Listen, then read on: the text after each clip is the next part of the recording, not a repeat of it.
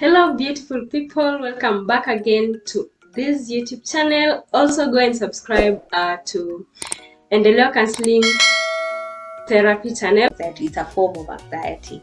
Yeah, so there are different categories. Those are the categories, the major categories. Yeah. Okay.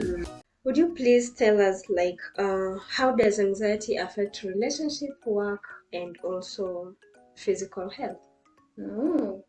So in relationships, one of the things people face sometimes is trust issues. Nasikia tu mimi nakuanga na trust issues ama nani ako na trust issues. Yeah.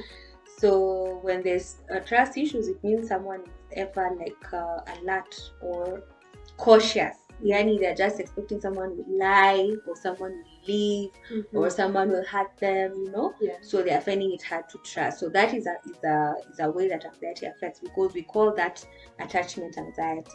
I mean anxious attachment, to mean that when a person is in a close relationship, whether it's romantic or friendship or even in the family level, they can have a difficulty trusting people. Even if you've not done anything wrong, they're just imagining hata kama they've not done it today, kesho they might. No, so Yeah. anaangalia kingoja. And also a common thing like in our time now is how people snoop their partner's phone, because they just feel like kuna kitu hapo.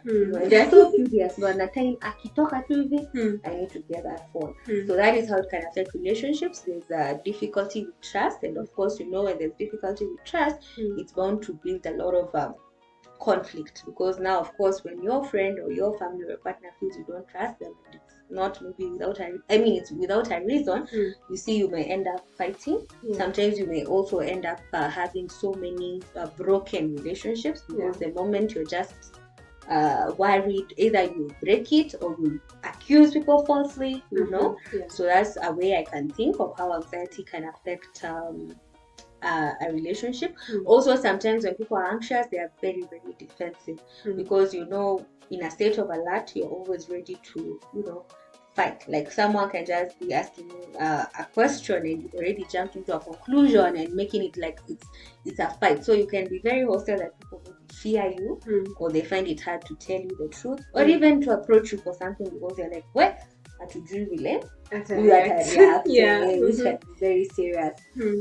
Also in terms of work, you've asked about work and relationships and also physical health. And also physical. So when it comes to work, sometimes anxiety can make you much of a perfectionist, and you end up doing a task for very long, because you're worried, you're just wondering, itakubaliwa ama itakubaliwa, is it right?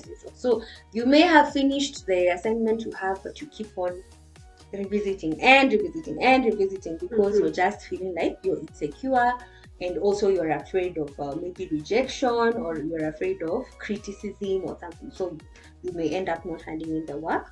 Sometimes it can also make you not air your opinions, like in a meeting, or you have a suggestion for the company that you're working with, but you're just like, unashindwa kuongea.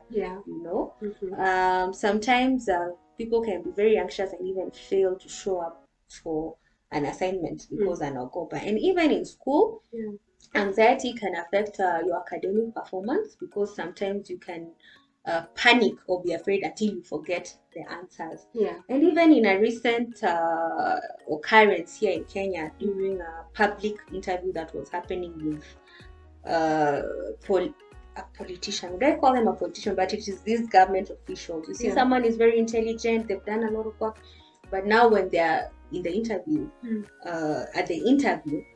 they are unable to bring out how good they are. So behind the scenes, they are excellent. Lakini hapa kwa interview, you find they get so anxious until they are unable to communicate in the best way. So they short sell themselves. You may miss a job, or you may miss a promotion, And in school, like I said, you may forget the answers and fail to do that exam very well. Or if you're in school and you're in a club and you have these good ideas and you're very good at it, like this, we call them choral verses, and doing those poems and acting and dancing, then you will miss out on it because you're anxious. So really missing out on opportunities, or really missing out on showing people your potential.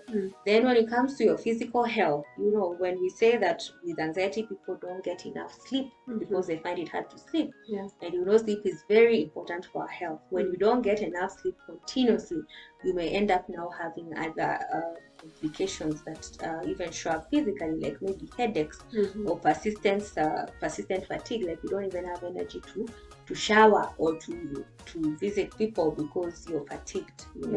Another way also is in terms of your blood pressure. If you're constantly having that being very cautious and being very worried, of course your heart rate is beating faster than it should, and that could develop into high blood pressure. Or also sometimes people who have ulcers, and nowadays there's this thing called H. pylori. It's very common, but I see that when you examine people who are getting it a lot, you find that many times anxiety is actually the culprit behind those illnesses. So sometimes anxiety, if it's persistent and you're not controlling it, it can now develop and affect your physical health, such that it develops into a disease.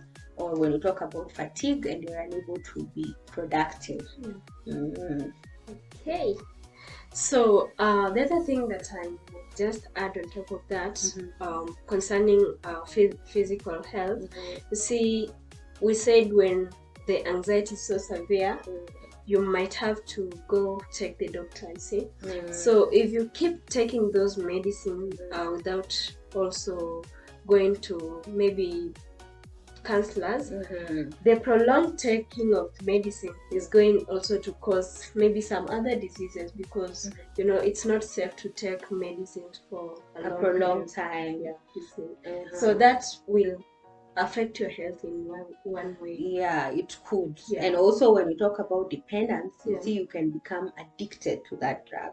And you see, addiction in itself is also a sign of poor health. And also, as you're saying, those, almost every medical drug has a side effect. So as you're saying, when you're taking it for prolonged, there's something it could be affecting. So kindly, if anyone is going to see a psychiatrist to get some relaxation pills, tafadhali combine it with therapy and do it for a short period. Okay guys, I hope you heard that right. So kindly